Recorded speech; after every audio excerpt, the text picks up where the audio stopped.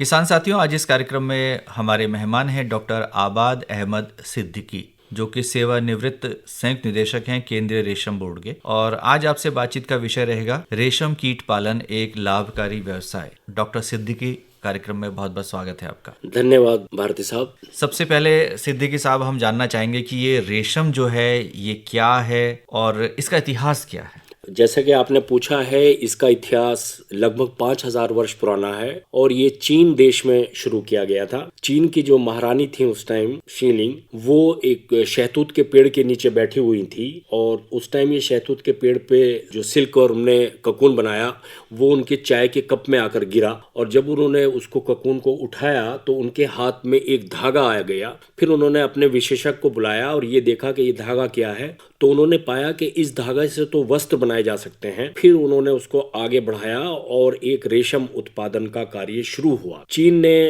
इसको लगभग 2 से 2000 या 3000 वर्ष तक बिल्कुल इसको पोशीदा रखा, पर बाद में इसके रेशम कीट बीज जो हैं वो दूसरे देशों में भी गए और तब से यूरोप में भी, जापान में भी, भारत में भी और कोरिया में सब जगह रेशम का उत्पादन होने लगा। और रेशम कीट की हजारों नस्लें होती हैं। हमारे भारतवर्ष में भी करीब 500 नस्लें रेशम कीट की हैं, जिनका रख रखाव केंद्रीय रेशम बोर्ड बेंगलोर के पास एक हसूर स्थान है, वहां पर किया जाता है। जी, डॉक्टर आबाद अहमद सिद्दीकी साहब, आपने बहुत ही रोचक इतिहास बताया। तो भारत में कैसे आया होगा, संभवतः कुछ अनुमान? हाँ, जैसा अनुमान है कि भारत से चीन का और अरब मुल्कों से व्यापार हुआ करता था मसालों को लेकर, कि यहाँ से भारतवर्ष से मसाले वहाँ जाया करते थे, चीन भी जाते थे, अरब ममालिक में भी जाते थे। तो वहाँ से होता हुआ ये उसी ट्रेड के जरिए चीन से सभी देशों में फैला और भारतवर्ष में भी आया। वैसे इसका उल्लेख रामायण में भी है, अब वेदों में भी है। हो सकता है कि कुछ विद्वान ये भी मानते हैं कि इसका जो शुरुआत हुई है वो भारतवर्ष में ही हुई है। एक सिल्क रूट भी कहा जाता है। जी, वो सिल्क रूट जो एक रूट है जिसके थ्रू सारे जो के व्यापार उस समय हुआ करते थे और जो चीन से चलकर यूरोप और इंडिया और नीचे मध्य एशिया होते हुए सब जगह व्यापार का वो एक रूट था। हर तरह के व्यापार का, सिर्फ रेशम के व्यापार का नहीं था, पर क्योंकि वो चीन से रेशम का भी उसी के थ्रू व्यापार होता था तो उसका नाम रेशम रूट कहलाया, सिल्क रूट कहलाया। जी, जैसे कि हम सभी जानते हैं कि ये एक रेशा है और प्राकृतिक प्रोटीन से बना रेशा है। जी जी।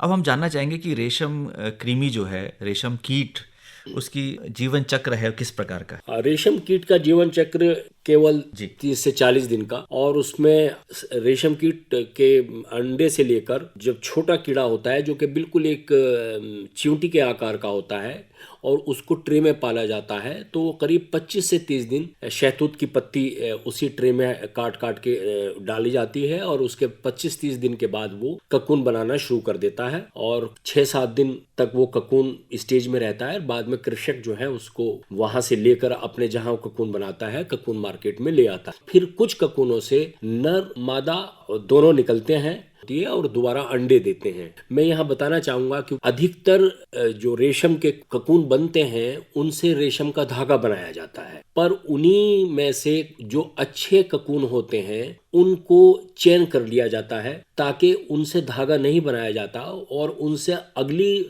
पीढ़ी के लिए, अगली जनरेशन के लिए रेशम कीट का उत्पादन किया जाता है। जी, तो ये आपने बड़े विस्तार से बताया। ये बहुत ही रोचक प्रक्रिया भी है और हमारे किसान साथी इस बात को जान रहे हैं। इसको एक रोजगार के रूप में क्यों अपनाया जाना चाहिए? भारत में क्या स्थिति है वर्तमान में, और खासतौर से यदि उत्तराखंड की बात की जाए? बहुत अच्छा सवाल किया। देखिए, ये बहुत कम पीरियड में ही किसान इसको कर सकता है और इसके बहुत लाभ हैं। मसलन अगर किसान के पास अपने छोटा सा भी बगीचा है, जैसे कि हमारे पहाड़ी क्षेत्रों में उत्तराखंड में छोटे बगीचे होते हैं, ज़्यादा भूमि नहीं होती है, पर किसान अगर उसी बगीचे में जो भी वो कुछ कर रहा है वो अपनी फसल को करता रहे, वो उसकी मुंडेर पर अगर रेशम के शहतूत के पेड़ लगा लेता है तो उससे भी रेशम कीट पालन शुरू कर सकता है।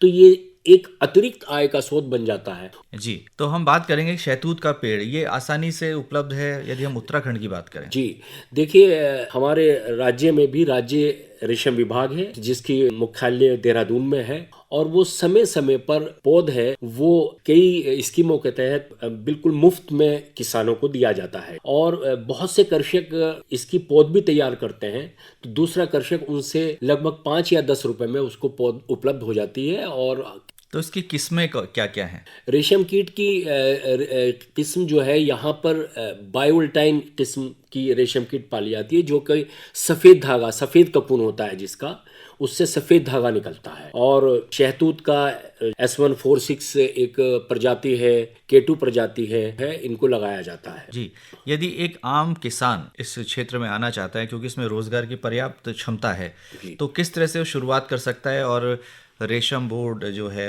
उत्तराखंड का किस तरह से उसे मदद करेगा? हाँ, देखिए, किसी किसान के पास एक छोटा रूम भी है, उस कमरे में भी इसको शुरू कर सकता है। रेशम विभाग भी और केंद्रीय रेशम बोर्ड भी कुछ ट्रेज, और जिन ट्रेज में पाला जाता है उनको भी फ्री में दिया जाता है, मतलब ताकि उसका वो शुरुआत कर सके। तो बड़े ही छोटे स्तर से भी किसान इसको शुरू कर सकता है। ज़रूरी नहीं कि उसके पास बहुत बड़ा मकान हो या बहुत बड़ा उसके पास ज़मीन हो। जैसे मैंने बताया कि वो अपने जो खेती कर रहा है उसके चारों तरफ भी हर 6 मीटर या 8 मीटर की दूरी पे पेड़ लगा सकता है इसका। और एक कमरा अगर 12 बाई 12 का भी कमरा है जिसमें 1-2 खिड़की भी हैं, उसमें भी रेशम उत्पादन का काम शुरू कर सकता है। तो इसमें बहुत ज़्यादा खर्च की ज़रूरत नहीं होती है और इसमें सभी भाइयों, किसान भाइयों को आना चाहिए। कोई प्रशिक्षण कार्यक्रम भी आपका होता है? हाँ, बहुत अच्छा सवाल किया है। केंद्रीय रेशम बोर्ड, जिसका एक कार्यालय हमारे सहसपुर देहरादून में भी है, और राज्य रेशम विभाग, जिसके कार्यालय सभी जनपद, उत्तराखंड के सभी जनपद में है,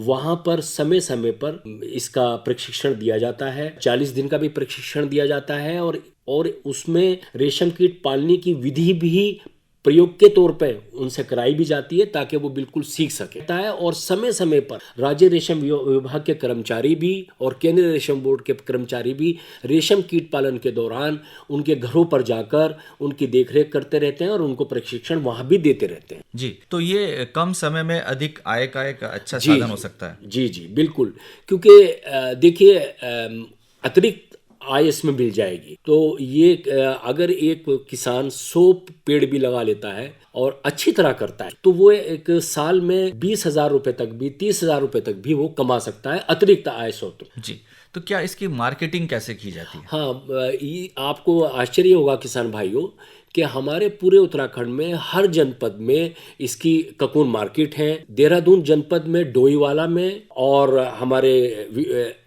सहसपुर के पास जो है वहाँ पर ककून मार्केट है। नैनीताल में है, उधम सिंह नगर में है, बागेश्वर में है, गोपेश्वर में है।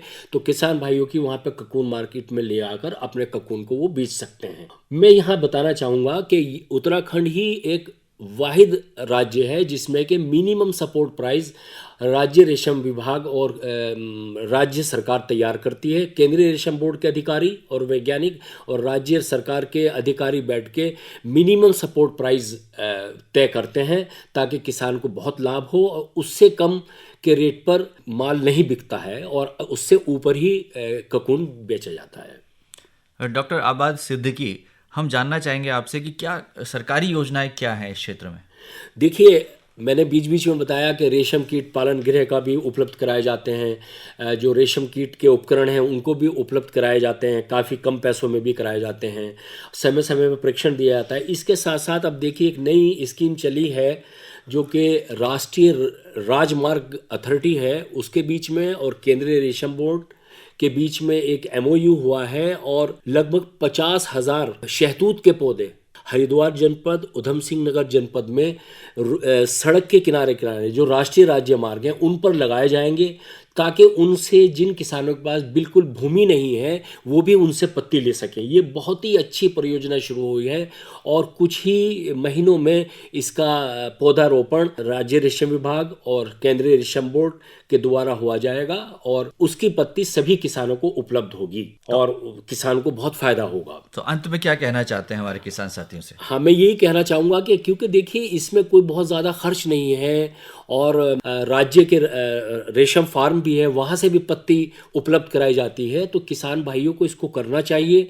और इस वक्त जैसे 35 मीट्रिक टन रा सिल्क जो कच्चा धागा है वो उत्तराखंड बना रहा है, और ये 50,000 पेड़ लगने के बाद जो 5 साल बाद ये इन पे इतनी पत्ती आने लगेगी कि करीब 25 से 30 मीट्रिक टन और बढ़ जाएगा, लगभग 60 से 70 metric ton raw silk Uttarakhand में बनने लगेगा। तो किसान भाइयों से मैं ये कहूँगा, क्योंकि इसमें कोई अतिरिक्त उनको ज़मीन की आवश्यकता नहीं है, भूमि की आवश्यकता नहीं है, वो अपने ही चारों तरफ पौधों को लगाकर, पेड़ों को लगाकर इसको शुरू कर सकता है, और हर जनपद में इसका कार्यालय है, वो उन कार्यालय से संबंध स्थापित कर सकता है। तो डॉक्टर आबाद अहमद सिद्दीकी साहब, आज आप इस कार्यक्रम में आए और किसानों को आपने रेशम कीट पालन और इससे होने वाले लाभ के विषय में महत्वपूर्ण जानकारी दी। आपका बहुत बहुत आभार, धन्यवाद। धन्यवाद।